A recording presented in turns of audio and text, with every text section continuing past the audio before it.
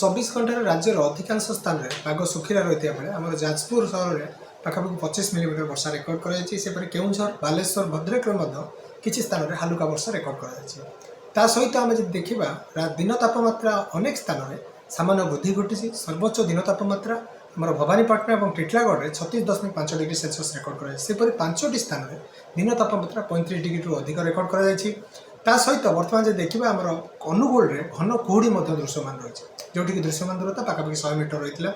बर्तमान कौन निर्दिष्ट पाणीपागर प्रभाव नहीं तेणु आगामी 48 घंटा अर्थात 2 दिन जाए पाग मुख्यतः भाव सुखिला रही।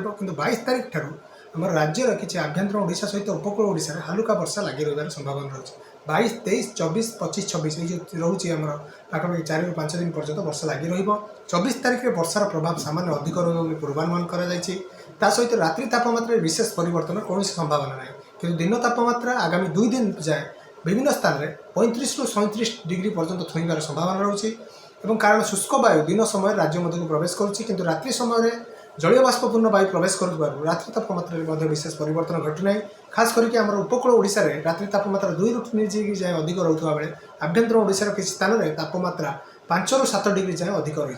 सहित बर्तमान देखा खास करके आम जो रोचे भुवनेश्वर आज 36 डिग्री पाखापाखि दिन तापमात्रा रेकर्ड होबार संभावना थी बेले कटक में 35 डिग्री दिन तमाम मुख्यतः निर्मल आकाश सुखिला पाग रही संभावना रही।